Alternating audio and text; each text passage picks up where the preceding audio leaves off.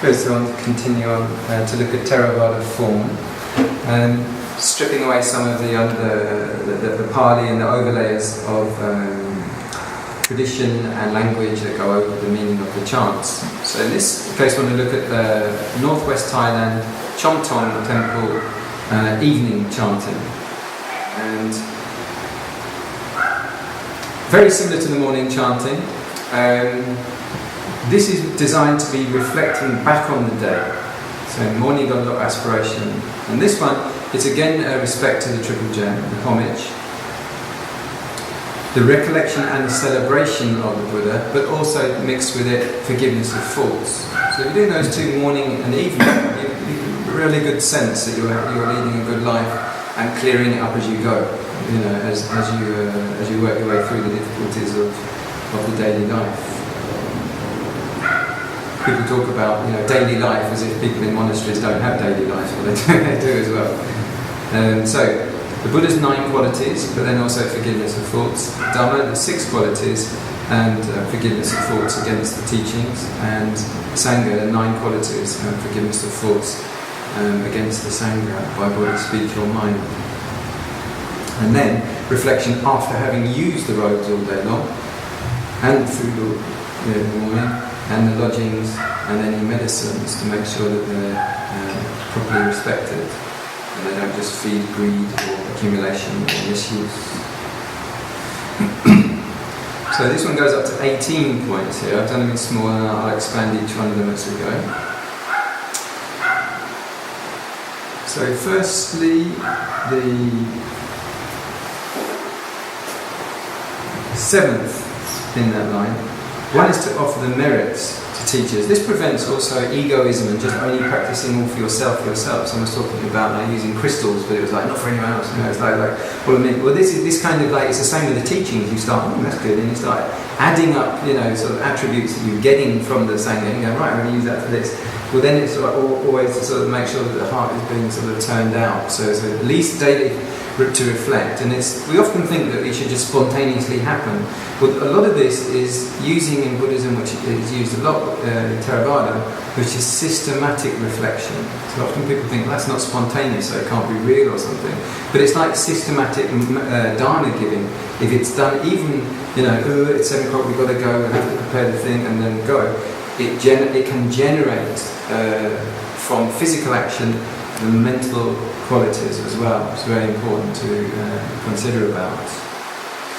So offering merit to teachers, to benefactors, to parents, to relatives, and then also to the celestial realm, to Brahmanas, Devas, Yahma, who's supposed to be guarding over the hell realm, all humans, and then making aspiration. May I get beyond craving, beyond Mara's forces, by the power of the Triple Gem. Mara being the personification of all the main 10 temptations or unwholesome states: craving, hate, the apathy and depressions, the doubts, the restlessness, the jealousies, the egoisms, the pride and envies, and so on. Mangala, this is the Mangala, Buddha Mangala. This is not the Mangala Sutta, this is a different thing. So this concludes the 10 directions type of meditation. And this is also done in a song style, which is quite unusual. The actual tune that's used in different places, like Sri Lanka or Thailand or Burma, and the rhythm that they use is quite interesting to get familiar with, because there isn't just one. There's not just one way of doing it. So to get familiar with some of the different styles. So this is called Sarabanya style, how the Buddha Mangala is done. I used to hear it, and it's like a song. It's almost like a national anthem or a hymn. So it's quite unusual, because normally, often the rest of the chanting is either done with a very distinct tune with starts and stops, or it's done as a kind of pulse, like a rhythm, only chanted just note, note, note, note, note, note, note, note, note, note, note. Whatever the words are included. It just goes on just on the note like that. Are we going to hear you? Eventually. How eventually? In the next 30 minutes, eventually. I didn't to do that just right now. I sent you a recording of it anyway. You got a recording. Yeah, but I kept laughing. Yeah, well, that's not my fault. That's one reason for me not to hear you in the next 30 minutes. So in this case, these several meditations are done visualizing the orb that you're within, 360 degrees that you're within, and that you feel protected from every different direction by one thing or another. And in this case, it's going to be the Arahants. So this is kind of an interesting thing. Later on another clip, I'll be looking at 10 protective chants, and in one of them, the Dajjaga Sutta, I used to struggle with greatly because it's almost describing like a battlefield ground. It's like, what, you know, what are you talking about? And when I finally got my head around it and got into it, it's something like, if you imagine something like you're one of the hobbits in Lord of the Rings, you know, and you've got sort of the mountainous, you know, evil armies of orcs coming in, but who have you got by your side, you know? Who the hobbits got by their side? Legolas. Gandalf. You have my sword and my axe. Yeah, you got someone who really knows how to use a bow and arrow. You've got Gandalf. What's he got? He's got a staff. He's got a staff. What does the staff do?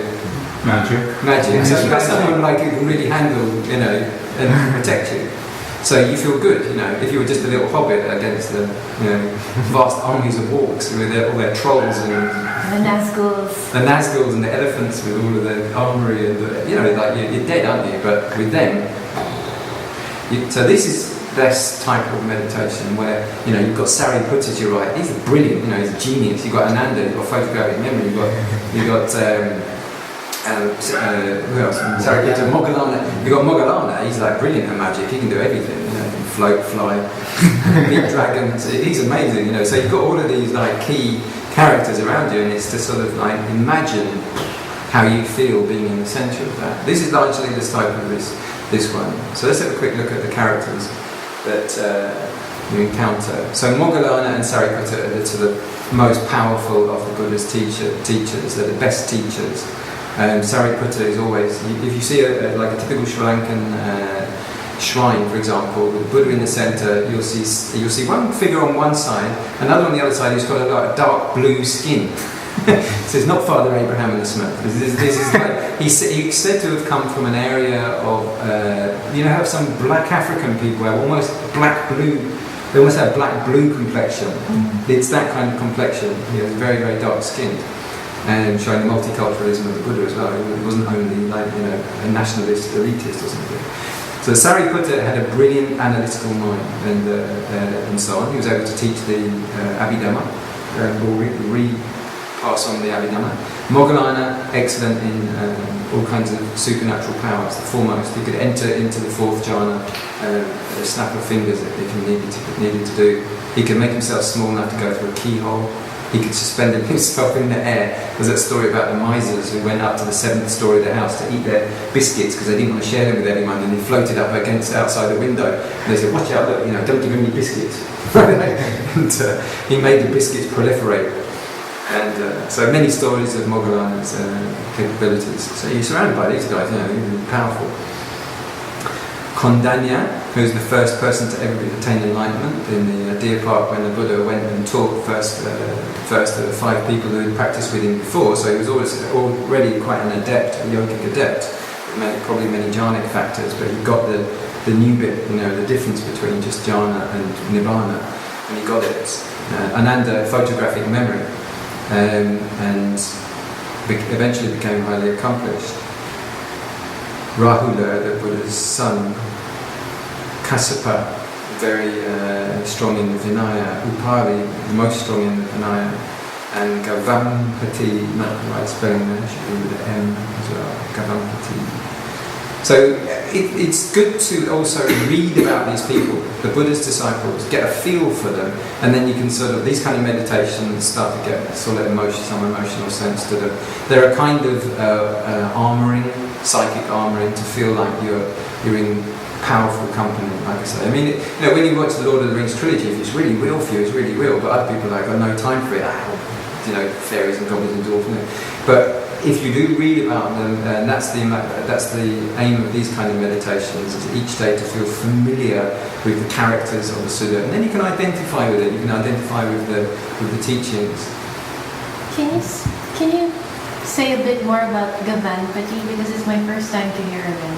Do you really want to hear the actual story of it? Is it scary? No. Yeah, it is, because I don't know very well. That's why it's scary. No, because I'll give it to you properly. But I'm quite with happy. an M. Okay. Yeah, it's Gavanpati, not Gavapati. I'll look him up. But what I did with these meditations was I pulled the story of all of them out. This one, Northwest Gavampati. So just prepare, just in case you might ask. Yeah, there will be questions at the end, and you'll be eliminated. Women. Right? All these are men. No women. If you were faced by orcs, would you want a bunch of women around? See, I don't see that. Go on my head. No. You would. We wouldn't. So Gavampati, here we go. So let's have a look at that.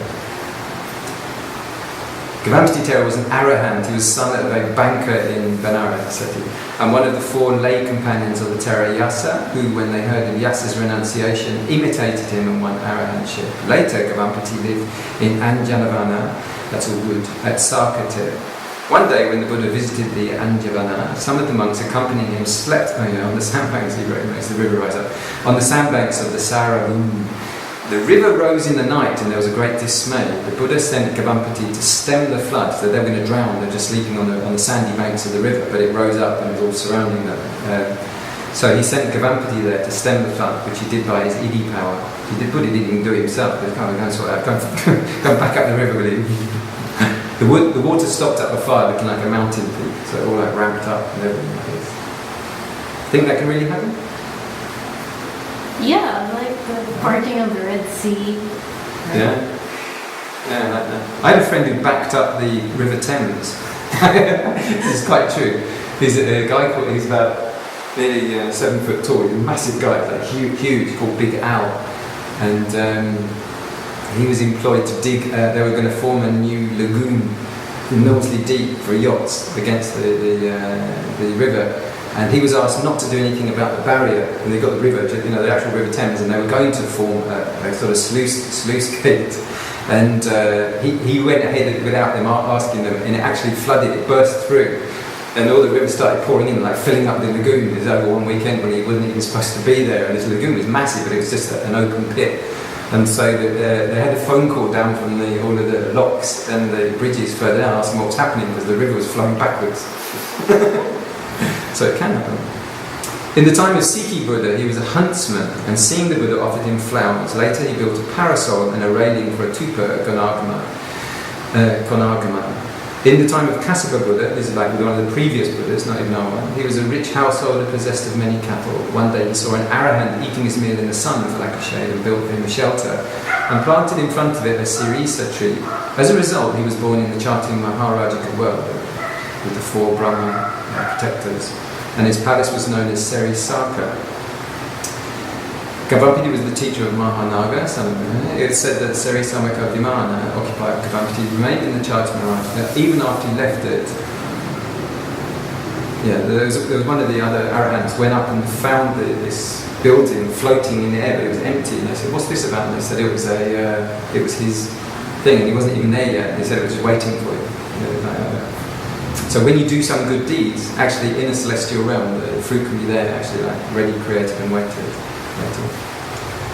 There Gavampati often spent his siesta and held conversations with Payasi, who sent through him a message to the inhabitants of the earth that they should profit by the example of him and discriminate in the bestowal of their gifts. It's very important that if you just give loads of gifts to random people, they might be fishermen, carpenters, or bus drivers or something, you don't necessarily get the result can just be a kind of clone. They go back, I've got some own, don't want it there. Then when you give to an arahant, or you give to a Buddha, or you give to those kind of people, you can get a lot of great supernatural benefits on it. It's not just advertising or something, it's the difference between the purity of the gift and the object and the receiver are very important according to the Buddha's teachings every time. So you should discriminate also about who also you give to, not just openly. I think that's kind of an aphorism. Yeah. So it gives you a little bit about him. You know, you can read more, and he crops up throughout the suttas. Most of them are foremost in something or other, that if they appear in that sutta.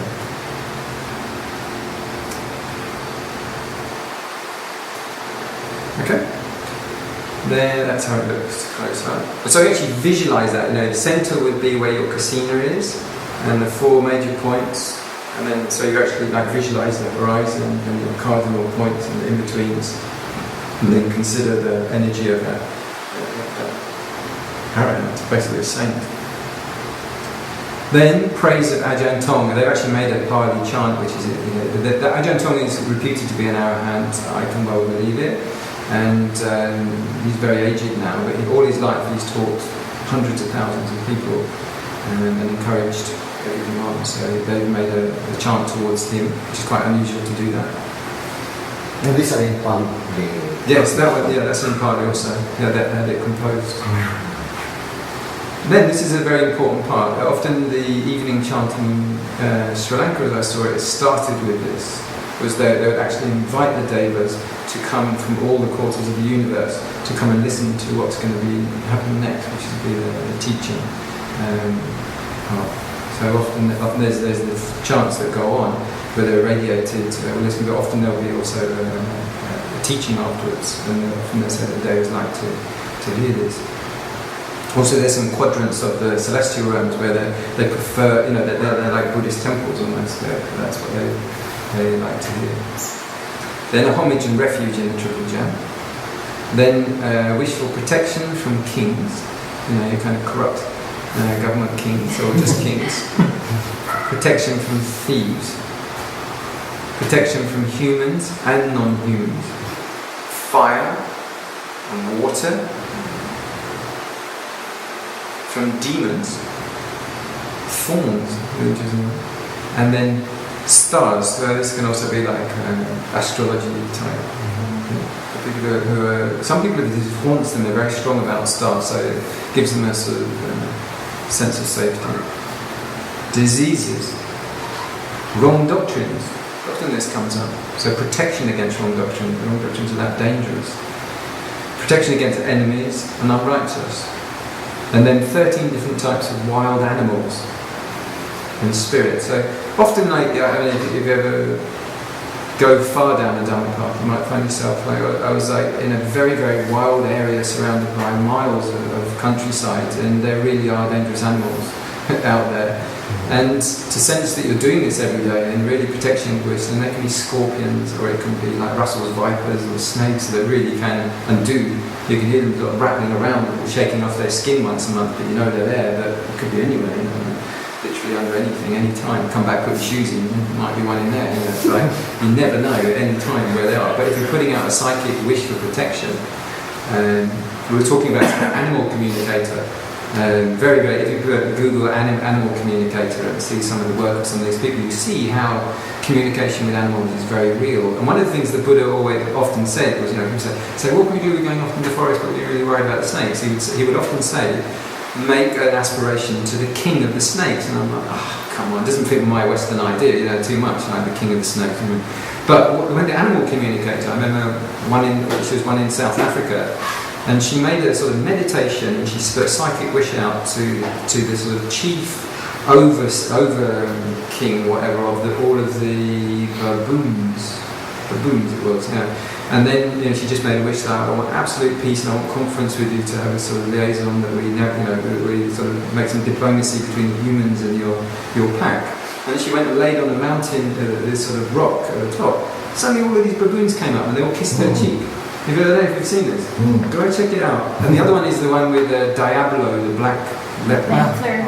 Yeah, the same woman, same documentary, but that's the short. But very excellent, you know. But it's exactly what she did. She said that's the way to do it. You communicate with their chief, and you say it's absolute diplomacy. Of no, wish you absolutely no harm. I come in total peace, and I really, you know, I'm compassionate to your cause and the suffering your people are, you know, you're under.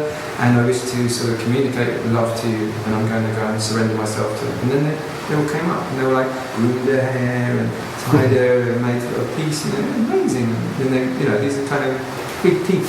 kind of like scary animals. So when you're sitting in there, you know, like, I had many stories of elephants who knew precisely who had done. Some of them, the farmers would put firecrackers in fruit and stuff, and other ones would be completely, you know, gentle and harmless. They would know exactly who, and they wouldn't forget as well. They could come back a year later, and if they hadn't got them that time, in the next one they'd be like, you know, and the trunk would come out of the bush, and like, I know you are. And they could be very, very vicious. So, wild animals and spirits. There's many sort of stories of spirits causing trouble, or opposite, they can be very appeased, or protection. Then there's a chant about, this is based on the beginning of the Ratana Sutta, which is recalling all of the great things the Buddha did. So this was actually chanted at the time when the Buddha stepped off the boat and the rain poured down onto Vaisali, and how he cleared all of the bad energy that was plaguing the city at that time. But it reflects on his 10 perfections. So the way he perfected dana, perfected charitable giving and kindness and patience and right effort and energy, and all the different types of 10 perfections that he did as a basic way of attaining the path and beginning to attain the path towards Buddhahood. And that he did it as basically, you know, how you make perfect gifts and keep trying and work, but also then mid-grade that he started to improve and refine. And then the ultimate one, when he managed to give the Dharma teaching, which is the ultimate, it doesn't get any better than that. So like all the material perfections that he did, and then the mid-grade ones, but then when he sat under the Bodhi tree and he brought them all together into the perfect enlightenment, and realised how he gave his entire body and mind to the Dhamma and the Nibbana, and how he managed to then turn that into a teaching that was going to be given to the world, how he was going to be able to give the Sangha, which was like the most perfect gift, because you know the medicine it gives within it is unsurpassable, and the giving of the teachings and exactly how he could foresee all of its 84,000 teachings and how it was going to last and so on. So it's 10, they call it ultimate perfections. Well, that's really interesting for me, because it's telling me that because over the holiday season, you know, Christmas, gift giving, so I kind of rode on the spirit of gift giving to practice the parami of generosity. I was trying to see, you know, really trying to push my own comfort zone in terms of how generous I can be to other people.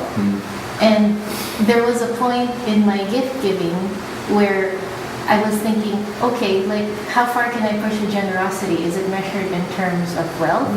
Like how much money I was able to give? Is it measured in terms of the number of people's lives that are affected?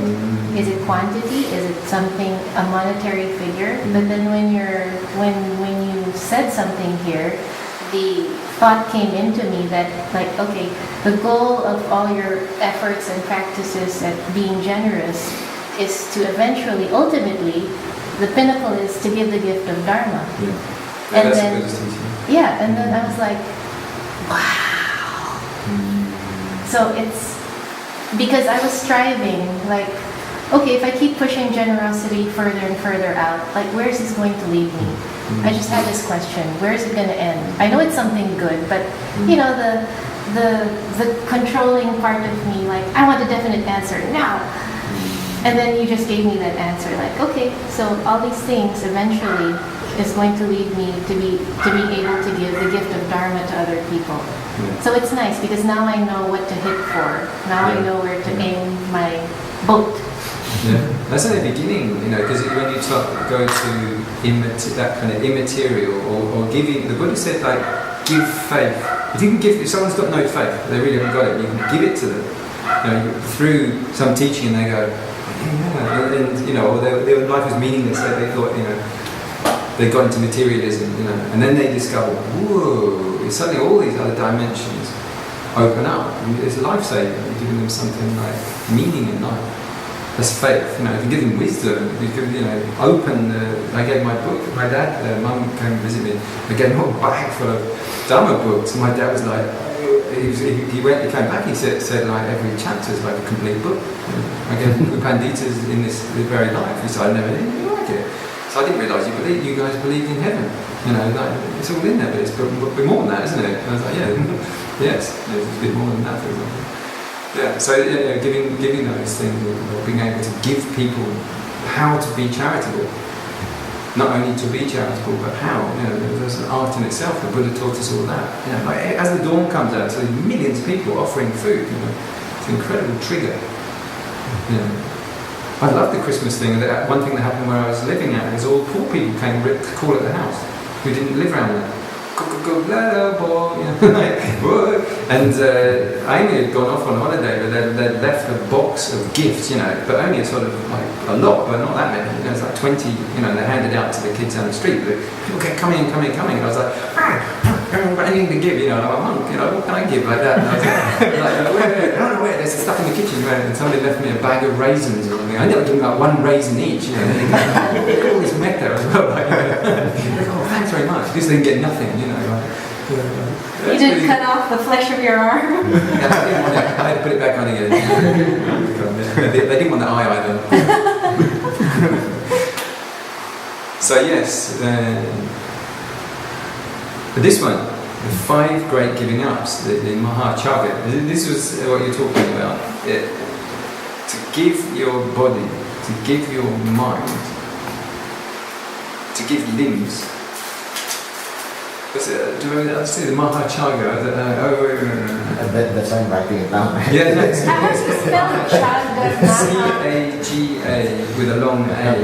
S-A-H-A-C. Yeah, the best way to read about this, if you're interested in that subject, is the Buddha Vamsa, the Chronicles of the Buddhas, the Mingun Sayadaw, and he goes through all of the dharna section in acute detail, including all the different types of the 5, because in lots of different books they listed different. No, one is to give your most treasured things. So this is what, if you give your wife, they said that your wife is your most treasured thing. If you are able to go to the holy life, having been able to give that up, it's the most treasured thing. Everyone would say that, you know. The second thing is your child, your children. You know, are people able to give up this thing? You know, this is what's. It's hard even to understand how that is a great thing or not a great thing. Was it running away? Not. But both the wife and the child knew. You know, kind of the wife knew what was going on and gave her a blessing for the whole thing as well. So to be able to do that, in spite of all that sort of like treasure, you know, it's treasure. You know, like the crystals might be a treasure, but what about the child? Even more. You know, could you give all of the crystals away to who? Who's worthy of all of that? So who's your child worthy to give to? Who's your wife? You know, can we do that? Those things, and then to give your own limbs away, and then to give your own mind and life and everything. When we ordain, actually, we say that we give our life, give our body and our life for the Dhamma. So you absolutely sacrifice 24 hours a day, 7 days a week, forever. You know, it's like no time off. You know, no holidays at all. You're always within the Dhamma, and then you know, ego and everything. Is there a sutra because right now when I consider, okay, giving up my most treasured things, giving up... What, your little pony collection? Yeah, no, not serious. I have other stuff that's more precious than that. You're just not letting on. No, because like, okay, for example, for somebody like Robin, because I don't have a child or a life partner to give. So for me, it's still something theoretical. It's not something that's based on direct experience. But for somebody like Robin, if I think that, Can you give up the theoretical ones though? Robin, no. Sorry, if you can give those up, you won't get the real ones. I can't even give up my future child. No, because right now, the only way that I can view this idea, it's distasteful to me because it sounds you're in the like ideal position to give it up. Like when I walk down the street now with my bowl, all the kids come up. Do you know what they say? Hello, Father. I've got lots of kids. Yeah. It's almost like a false allegation. I always keep saying, don't say that. Yeah. I'm not your father. No, when you give up the little life, of being the family bubble, you know, to give up, to go to a sort of like world, global family, you know, to start to be able to make that boundary happen, and all brothers, all sisters, we have to give up something in the beginning to sort of like let that dissolve and let that happen. Otherwise, I'd still be in like hitching Hertfordshire with my, yes dear, I'll be down in a minute. You know, I'll be stuck in it. I wouldn't have been able to embark on this like vast, you know, multi-scopal adventure of meeting sort of thousands of people who couldn't see them all as equal brother and sister and family, which is where Medha. Yeah, I guess it's because my initial reaction when I see people who have done that is that it's the judgment that I make when I see someone giving up, and then they use the Dharma as the reason for giving up this or that. Is my initial reaction is, this is abandonment. It's you're escaping your responsibilities. You're just using the glamorous excuse of renunciation and dharma, but really like, okay, who's going to feed your kids now, right? Who's going to or all of a sudden your wife is forced to support your kids because you had to be little Mr. Selfish and be all, I want enlightenment. Well, basically the ones that I've had close contact with who are considering doing it. Yeah. Actually, right now, they have a situation that can be comfortably left aside, and no one will be in distress. Their wives are going, do it, I don't mind. And they know that they're financially buoyant, and they've left a situation which is financially buoyant. For example, I've got a Malaysian student who works in banking and everything. He said, we're all ready, I could actually go tomorrow. And my wife's saying, go, we're fine. And she actually likes the fact that he's meditating. He's a much better guy than he used to be when he wasn't doing it. And he used to drink and muck around and all sorts of things. So, and all of the in-laws are quite happy with it. So, you know, it's not always what it appears to be. Depends a bit on the maturity, dharmic maturity of the relationship and the two individuals involved as well.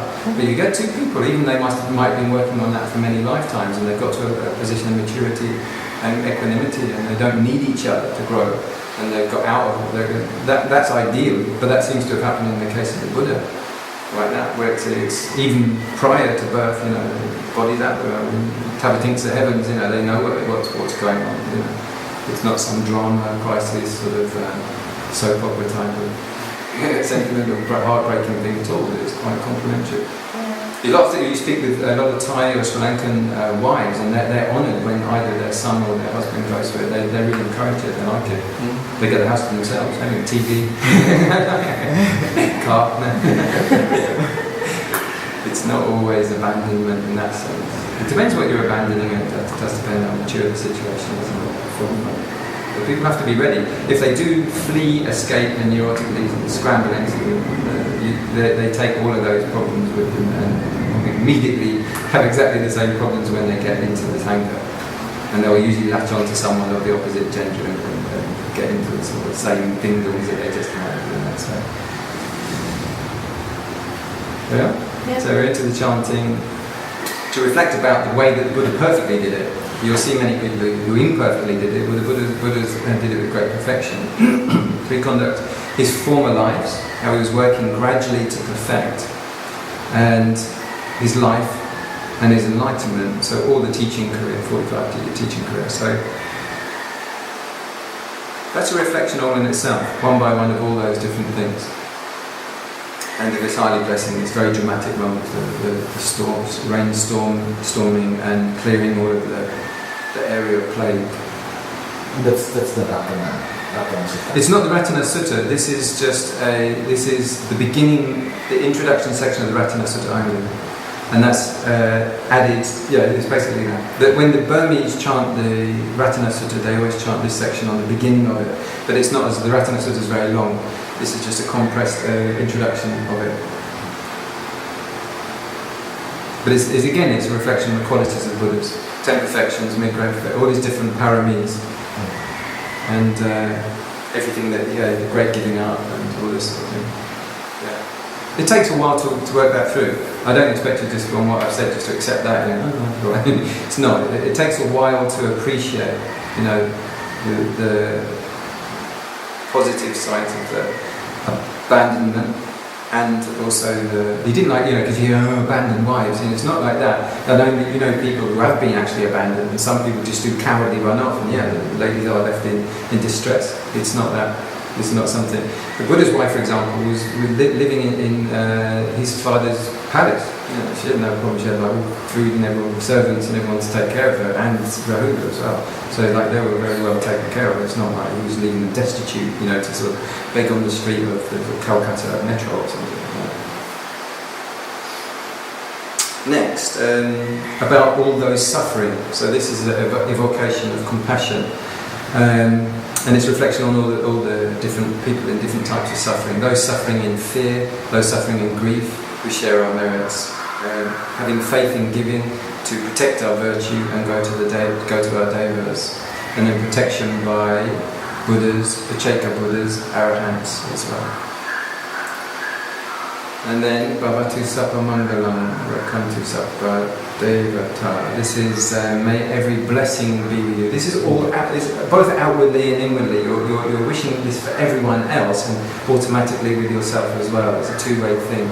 Or also by protecting yourself, but you're protecting others like that. But you wish that the heavenly beings protect you by the power of the Buddhas, by the power of the Dhammas, by the power of the Sangha. Sangha is the enlightened community. So these are also many beings are reborn in celestial realms after having practiced Dhamma as well. So you're inviting their protection as well.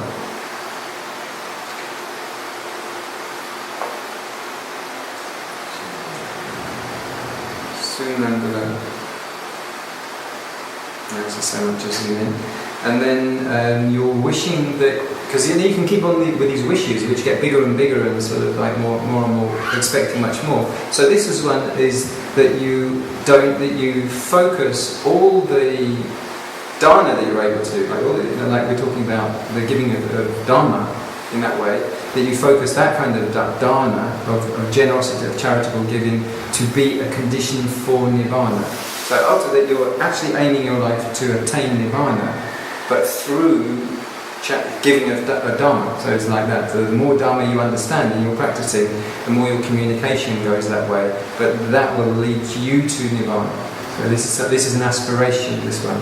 And that all of the rules that you're keeping, all of the morality you're keeping, is only aimed for this one aim, for you to attain nirvana. And if you do that, it has the automatic effect of benefiting everyone else, of all the cultivation that you're doing.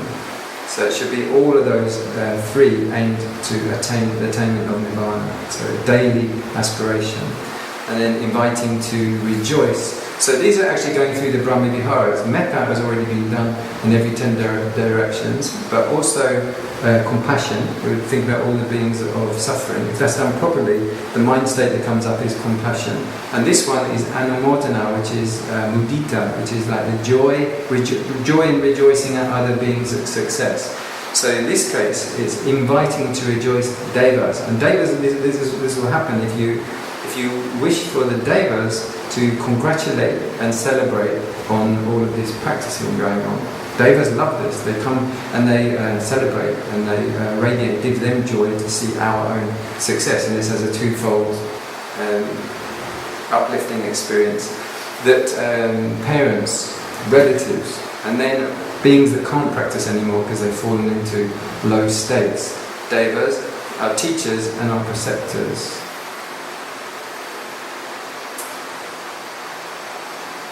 Okay, can I share again? Yes, please. Yeah, okay. Please do. Yeah. Well, it's really nice because what I'm really the thing about generosity. It seems to be something that resonates with me right now. So what I got out of what you said just now was I felt relief because it seems that if somebody who's practicing can just keep pushing the boundaries of generosity with the eventual goal of being able to give out dharma to other people as the ultimate gift more and more, then you can use generosity as a vehicle to take you to nirvana or enlightenment. And I was starting to get a little bit intimidated.